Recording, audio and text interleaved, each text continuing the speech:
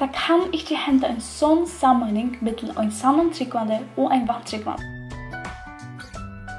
Hei, hjertelig velkommen til Vakurleiki.fo. Det dina Beck som sitter her, og i det så får det være kjøtt 8 år siden at jeg begynner på hjemmesiden av Vakurleiki.fo. Det var nemlig høsten og i vikning at jeg kunne gjøre først fer at nå var en hjemmeside av det. Og det var fantastisk fer, jeg var så takksom for det, og mitt mål var 8 år, men jeg føler jeg at jeg har vært at døyla vid tikkene, og jeg til å holde av en av til at chatgusher. God, det var brukt hjemmesidene av røkka mennesker fra ødlån aldre, det var fantastisk, og i ødlån førjon, men øysene har vi finnet høyslander ur Danmark og ur Amerika, kring ødlån høymen her, FYLG hittet etter Vakurleiki.fo, og jeg så takksom for det, og god er alle ærene for dette verset, og det er fantastisk å se hvordan han hever sikna og gjørst alt dette møvlet og sykt for meg og alt hot. Og jeg kan fortelle deg at av Vakurleiki.fo så er det fort video kommet ut i 8 år. Det er fantastisk, og det er ikke mer enn jeg er vant til. Det er bare andelig video, men også kreativ til de unge som hittar vi.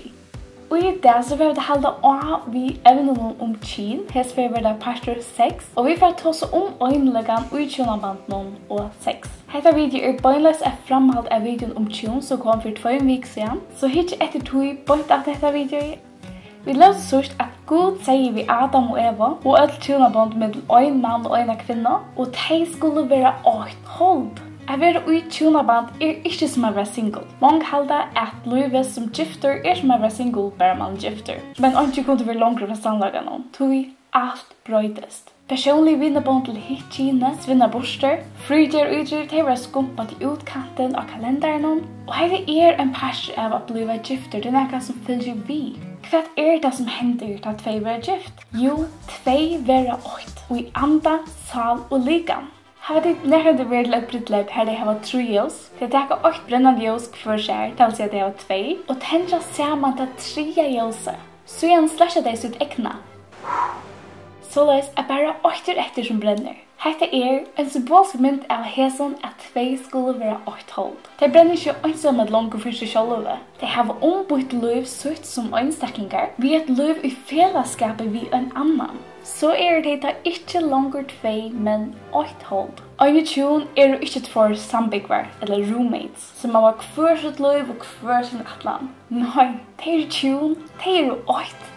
Ta en tjun just 8 i likamsal og anda, så får vi et vakkert samstarv. Det setter hver sitt liv til søyes for å tjene mekanon.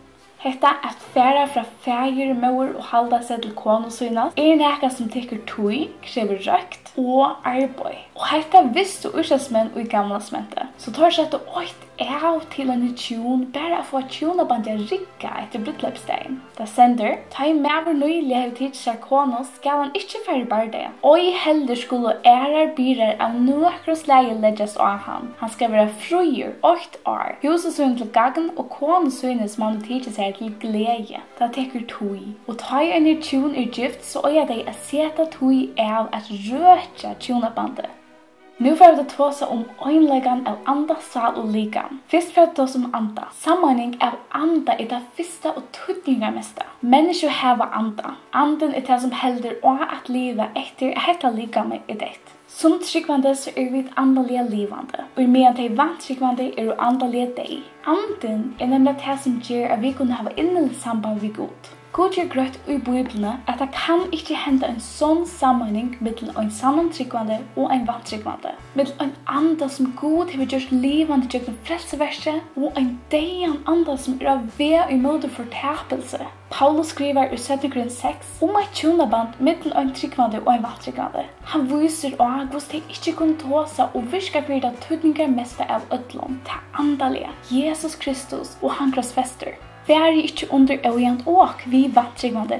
Hvem fellesskap hever øretvise vi lovløse og hva fele hever jøs vi mysker? Hva samjø hever Kristus og Belial? Hvem lot hever tryggvande vi vantryggvande? Hvordan kan tempelgods sammenes vi avgoder? Vi er jo tempelhins livande gods, som God hever sagt. Paulus sier at et hjúnaband mellom en tryggvande og en vantryggvande som å sette rattvis og uratvis saman. Eller ljós og myrkur. Eller sette Kristus og Belial, Satan saman. Det kan ongandig være frigjør eller semja mellom Kristus og Satan. Og det samme for en tryggvande og en vantryggvande som lever i en hjúnalegi. Det tydningar mest av en tryggvande at velja framan undan at giftast vi en tryggvande. God avgjør okkur hettar og sier hettar vi okkur til han ikke okkur det aller besta. Og en stort vimerking til tøyn, du en hjúnaband her, du frelstur og matchen ikke, Guds vilje at du beier for hjúnafellagin og tjener honom vi vevn at han vender vid til God. I samband med dette så kan du lesa og grunda 1 Korinth 6.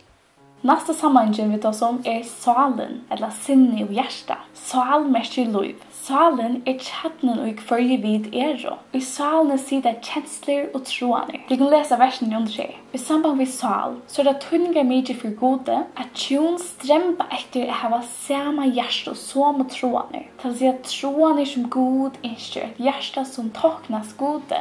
Det har lesen si at det samme som at ein brennande sanner tryggvande løyder etter ein øron sånn brennande tryggvande som tjonafellege. Ein finner ein annan som er samme innskjør om at tjena gode. Og det just i tøyen i åren man gifter at man øyer kanna om man har samme hjärsta og som troan om at tjena gode.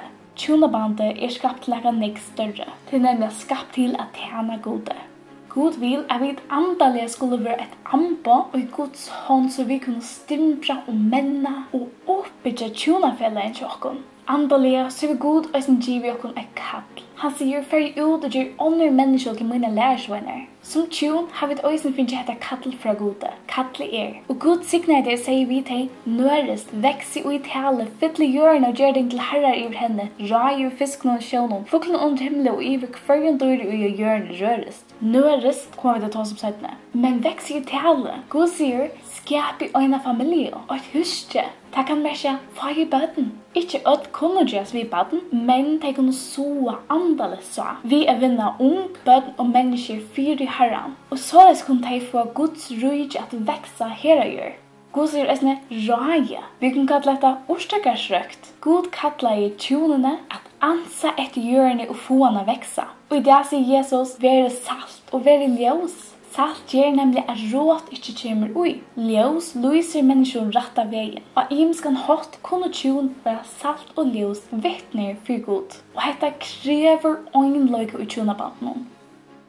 Nu får jeg ta oss om samøyningene i likam, eller seks. Det stender og teibei skulle være 8 hold. Opprunalige året for 8 her et tjatt. Samme året tjatt vil nødt at Herren øyn. Og førskånd så har vi et øyne skekvar, øyne håser, øyne tjon. Det merker 8 pære av eller sett. Det er gjort språkene skille tøytninger av å være 8 i en tjonabandet, men et tjatt av å gjøre 8 i en tjonabandet sånn dypere enn bare at være 8 pære eller sett. Året tjatt av hebraiskon merker smelta saman. Et tjatt merker samøyning og en hått at jeg har omsorgen for tjonafellagin som sønnen egna likame. Her jatten merker et tjatt, 8 hold, gjøres 8 tjinslige. Tjinslet samband ui hjúnabandinum oppfylling av hjúnabandinum, men 6 utanfor hjúnaband løyer ikke ui hjúnaband.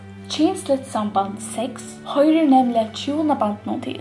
Fyrsta bøy god gjør i Bibelen nørest, have tjinslet samband som tjón, njóti kvann annan. God gaur og han har skapt okkur sånn godt å njóta. Gjøkna okkar sanser kvann det, vi smakka, nema, lukta, suttja, høyra. Sex en gåva til okkur mennesker å njóta, så langt som det innenfor rødt og rammenar. God skapte tjonabandet som rammenar for tjinslivet. Tjonabandet var helt i og til tjonasøngen var i ådolka, til siløysingar og hårkadlerska god døma. Sex lyme som helde tjonabandene saman. Hetta sambandet mellom mann og kvinne og tjinslivet kom ikke atana sinne falle. Nei, det var en partur av Guds atlan, Guds vilja vid tjonabandene. Kanskje du undrast hvor just så leies? Jo, det bare å hende hot at vi får en fullkomna einleika og får fullkomna njóting av hesson einleika ui andasal og likam. Og det gjør vi at fylgja Guds ravon. Og det hese tre tingene. Sammenheng av anda, finner tryggvande tjonafellagin. Sammanhänga sal kan efter är det gift. Medan det är vinfött. Om det var samma troaner och samma hjärta att tjäna herran. Om det var samma kall. 3. Samöjning av likam. 6. Boja vi njóta känsligt samband. 6. Till till gifter. Det vill säga att hon hade dessa hjärta på annan. Som det såg så är einleiki av som trim och ösnon och en personlig innerlig löjde som märker nek møyra och för nek djupre än bara känsligt samband. 6. Stender her at 3-faldig traver ikke gøyre sløyta. 3-faldig traver kan være mynd av god, manni og kone. Vil jeg vite mer om dette evnet, så kunne du lese hesaferð. Atlangos vid hjúnabandinum, man så god, Emmas bibelskøy, bestedljana. 12 ting jeg gerne ville ha visst før vi ble gift. Visionary marriage, antallig avvekstringssykvande, Loveology etter John Mark Comer. Og her var de flere bøker, eller flere gode råd, så kommenter ni under i hessen videoen. Minst til at like video og subscribe om du vil switcha flere video. Om du ikke har YouTube, så kan du også sende en e-mail til hjúnabandinum@vakurleiki.fo, så kan du få en mail sendende ved de nødvendigste videoene. Alle de kan adde med Snapchat vakurleiki.fo. Og det er også velkommen å stole meg ved at dele dette videoet. Her vil jeg ung, foreldre og løyere at bråda tøkna og hjelpe hverandre ved at tosa heter evne ut fra Biblene. Ja, bye!